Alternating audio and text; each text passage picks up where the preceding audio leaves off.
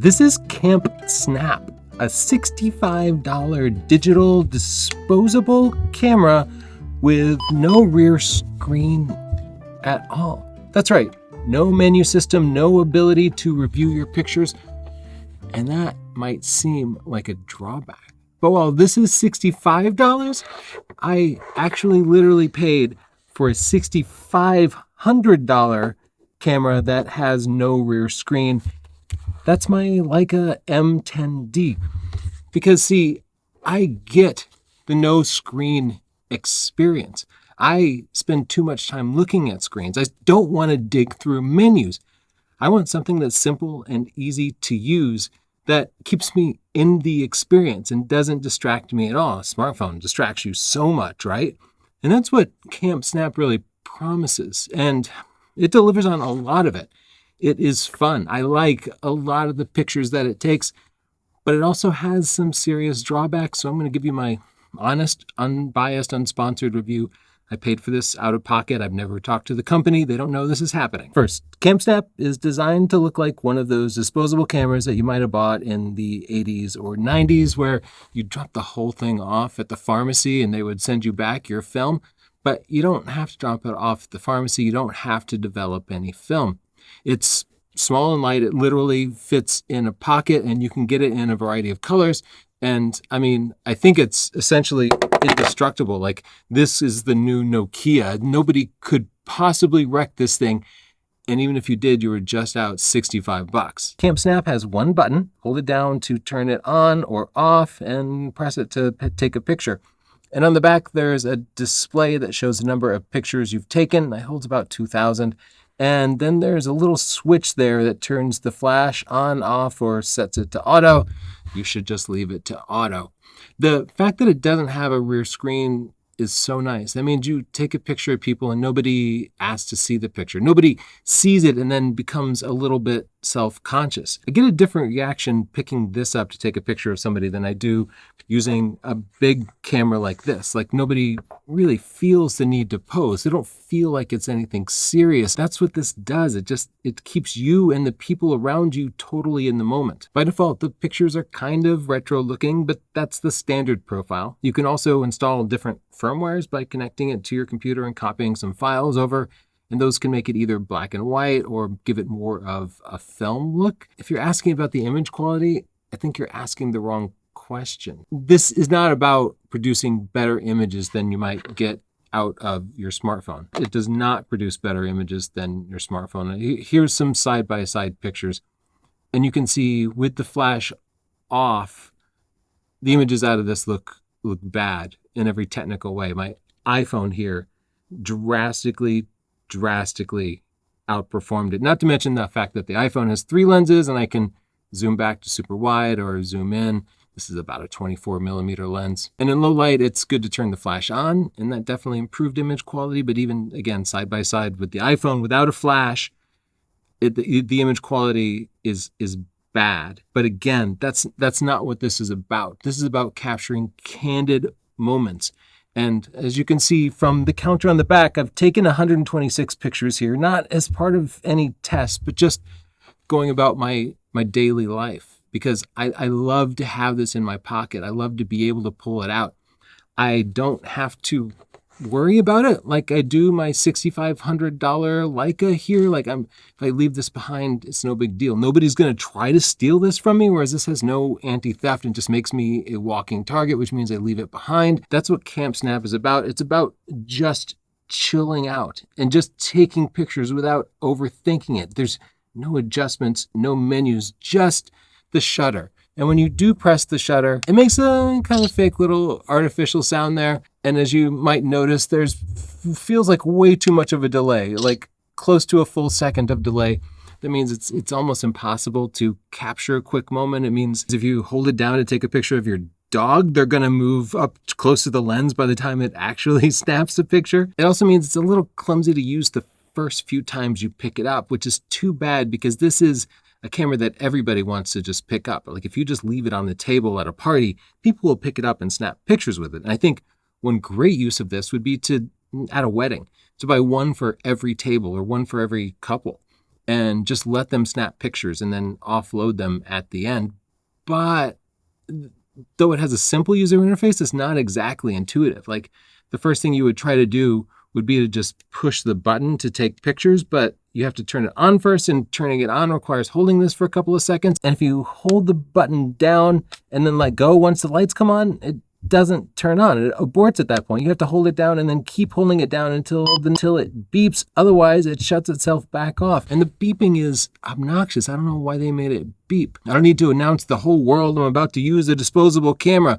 It also beeps when it automatically shuts down after, I think, 10 minutes without use, which means you've taken a couple of snapshots and you've set it down on the table somewhere. You've gone into the other room, and then you'll just hear like a random beep as it shuts down. It sounds like this. Good people at CampSnap, maybe you could release an updated firmware that just turns off the beeping. We don't need the beeping. You got numbers, like visually I can see that it's turned on. As you're using it, it has a little built-in viewfinder here. And it is the worst viewfinder I have ever seen in my life. If you hold it right up to your eye, it does give you a good idea of what the angle of view is, so you can align your picture, but oh my God, it's like looking through the bottom of a Coke bottle. It is absolute garbage in there.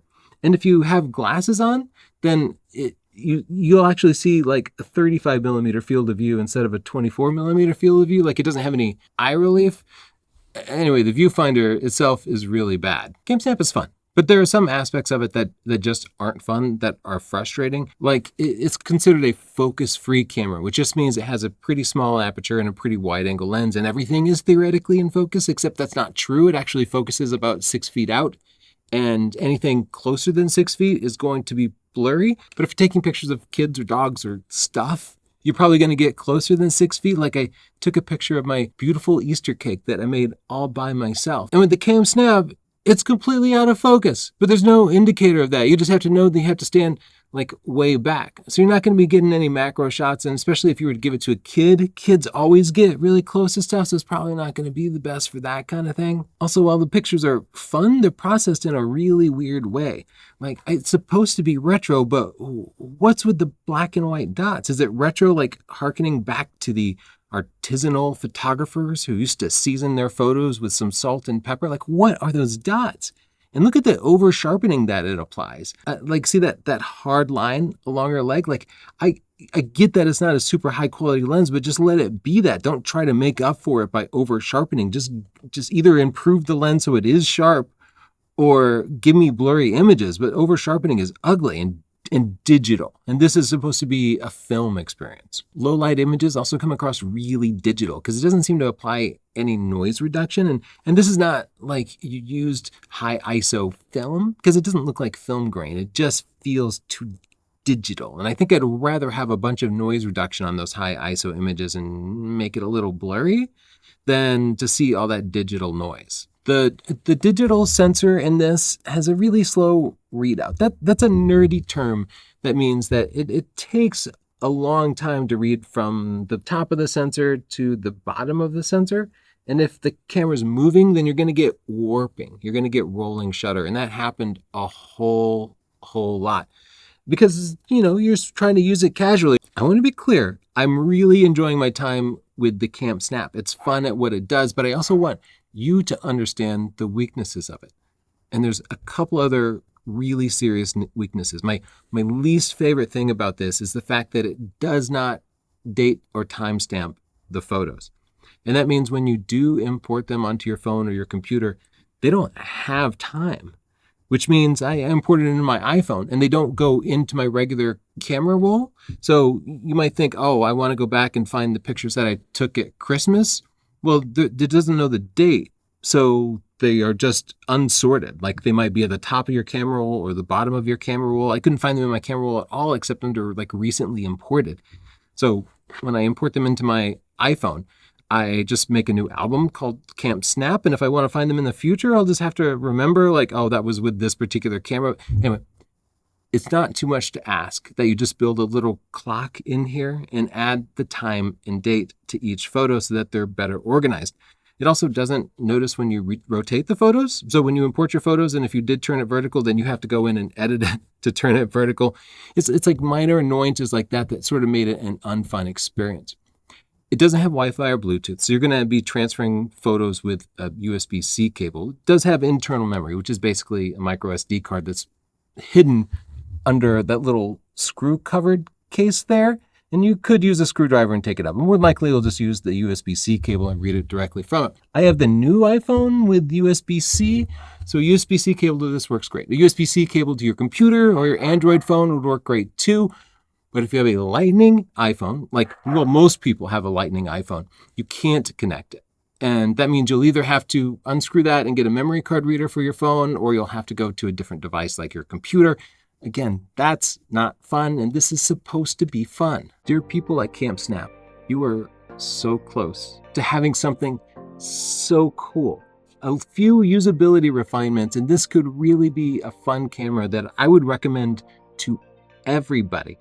But we're not quite there yet. There are just so many frustrations that hold this back from being great. And if you're saying, well, it's a $65 camera, what do you expect? I do expect more, because you can go on Amazon and get $25, $30 cameras that have a rear screen, that have a clock built in, that have Wi-Fi and Bluetooth and sensors that aren't any smaller than this. If you have a CampSnap, let me know your thoughts in the comments down below. Subscribe for more camera reviews, lots of photography tutorials, no matter what type of camera you're using. And every Thursday at 5, we critique your photos. Send them in and we'll look at them and give you feedback in real time. Thanks for watching. Bye.